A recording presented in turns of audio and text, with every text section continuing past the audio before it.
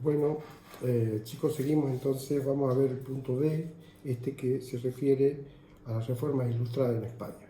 Para eso lo primero que tenemos que marcar es que en el siglo XVIII están los Borbones en España, es la casa dinástica que gobierna, y lo que habíamos sostenido es que deberíamos hacer un cuadro comparativo entre Austrias y Borbones. Austria siglo XVI, siglo XVII, Borbones siglo XVIII. Entonces, de manera que podamos ir poniendo en cada uno de los ítems las características de cada casa dinástica. Tarea que la deben realizar ustedes con el texto en la mano. Vamos a marcar acá las cuestiones más importantes, ¿no? Primero, decir que en el aspecto político con los Borbones se va a aplicar el absolutismo ilustrado como doctrina política. Ya vimos a qué nos referimos con absolutismo ilustrado cuando vimos el siglo XVIII, el racionalismo, el siglo de las luces, de manera que es un ideal de monarquía absolutista que va a tener un postulado diferente al absolutismo que vimos en el siglo XVI y el siglo XVII. Por lo tanto, se lo conoce como absolutismo ilustrado, monarquía ilustrada, despotismo ilustrado. Los principios de esta monarquía va a ser, primero, que la soberanía va a estar en manos de Dios al pueblo. Cambia esta relación, no es de Dios al rey, sino que es de Dios al pueblo.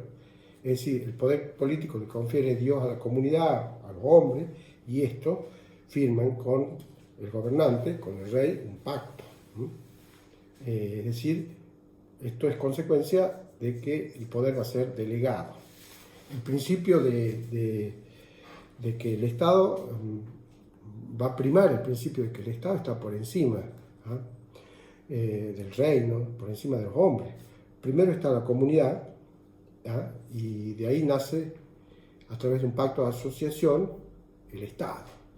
Y entonces el rey va a tener obligaciones. La principal obligación va a ser respetar los derechos naturales del hombre y la ley. También vamos a ver en el absolutismo ilustrado una desacralización de la monarquía.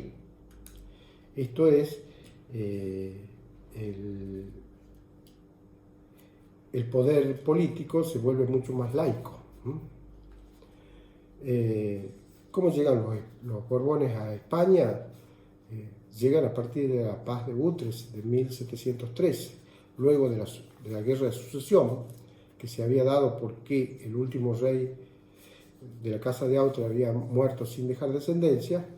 Luego de la guerra, por la Paz de Utrecht, asume Felipe V, rey Borbón, como rey de España, debiendo renunciar a sus derechos hereditarios porque este rey era nieto de Luis XIV, rey Borbón de Francia.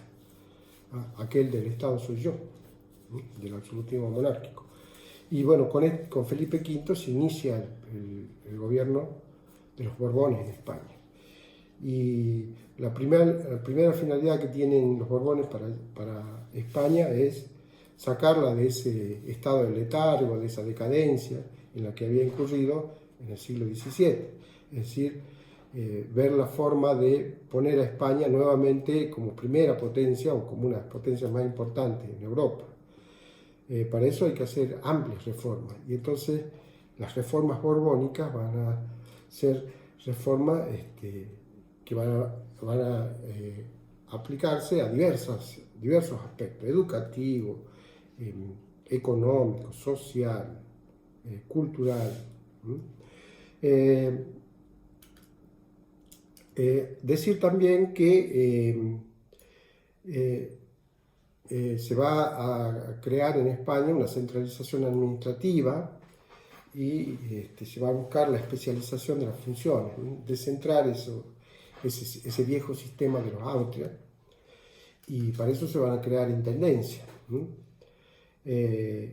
La centralización administrativa buscaba afirmar el poder del rey, y tanto del intendente también. Hay, por lo tanto, una nueva concepción del absolutismo que va a suplantar aquella vieja concepción medieval del poder político. y también todo lo referido a el poder más laico. El poder real, dicen los historiadores, se hizo fuerte en la política regalista, de acuerdo con la cual el Estado rechazaba toda injerencia de la Iglesia, a la que no le va a reconocer el carácter de institución de derecho. Institución de derecho o institución con derecho para interferir en las cuestiones políticas. Y pensemos en la expulsión de los jesuitas, el conflicto entre el Estado y la Iglesia, con la expulsión de la orden de los jesuitas que se dio sobre todo acá en América. Este principio de separación entre la Iglesia y el Estado tuvo esas consecuencias. Hay una disociación entre Estado e Iglesia. Nosotros nos importa mucho las reformas en América y sobre todo nos importa ver cómo España, la España borbónica, en esa idea de redescubrir América, dirán los historiadores, va a buscar sacar mejor provecho de las tierras americanas, cuestión que tenía que ver también con la merma de los metales que se había producido. Entonces se busca ver otra inserción de América en el gobierno de España y sobre todo en la cuestión económica. También va a aplicar la centralización administrativa, creando intendencias, y van a crear dos virreinatos más, el virreinato de Nueva Granada y el virreinato del Río de la Plata. Ese es el que nos interesa con mayor énfasis. Siguiendo la teoría de la fisiocracia propia del siglo XVIII, entienden que la tierra es importante para el comercio. Por lo tanto, vamos a fomentar la actividad agrícola ganadera en América, o agropecuaria.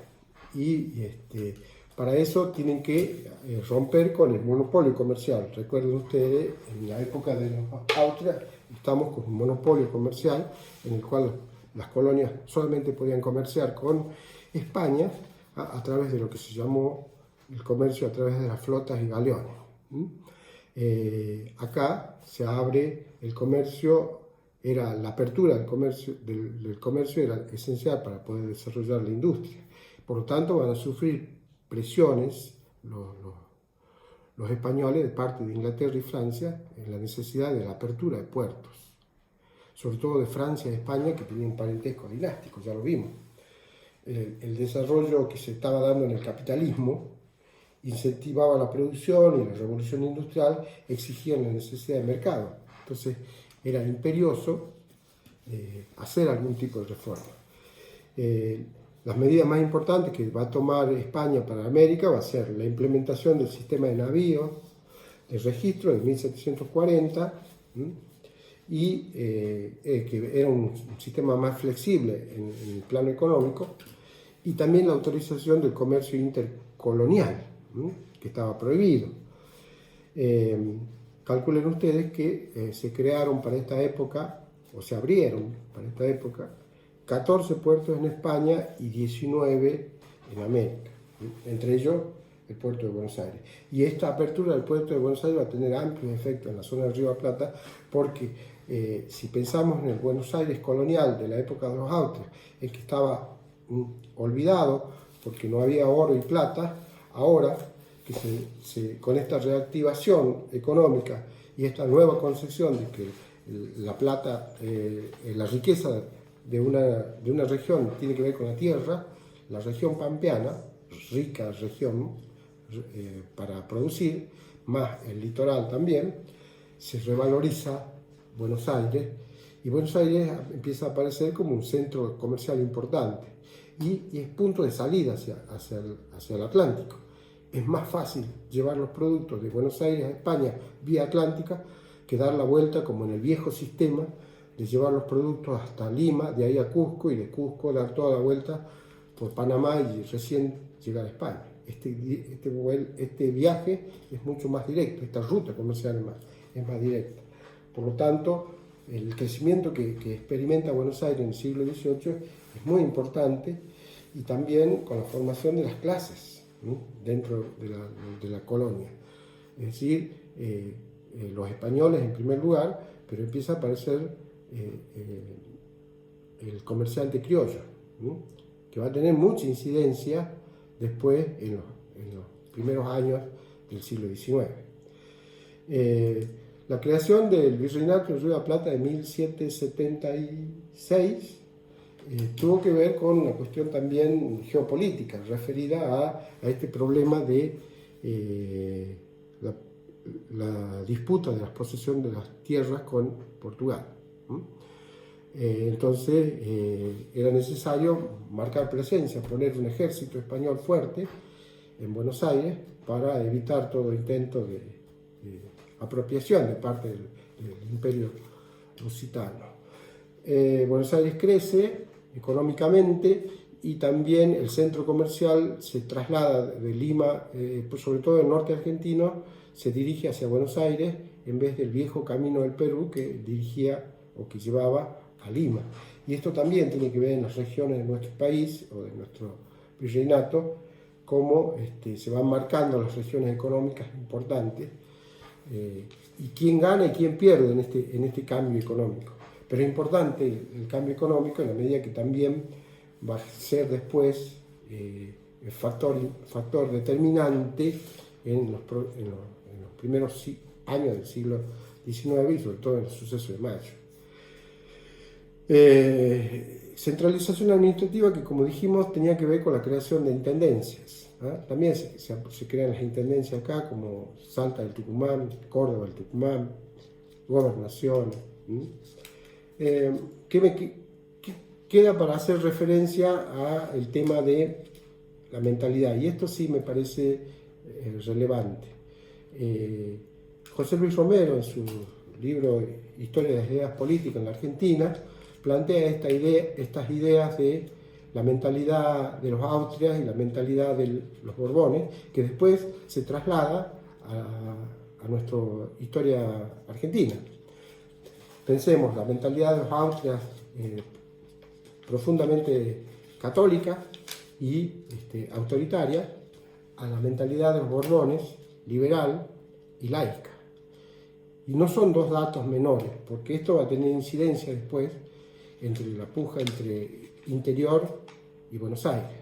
El Buenos Aires liberal, progresista, y el interior autoritario, autocrático y conservador. O sea que es importante tener esta distinción de cómo se fueron formando las mentalidades. Buenos Aires y su crecimiento a raíz de ser capital del Virreinato del Río de la Plata, las ideas progresistas, estas que vimos de Rousseau, Voltaire, Montesquieu, van a llegar a Buenos Aires, y esta idea de división de poderes se va a implementar, se va a enseñar en Buenos Aires, dejando al interior, en la vieja concepción del poder político autoritario y arbitrario. Bien, eso es todo por hoy.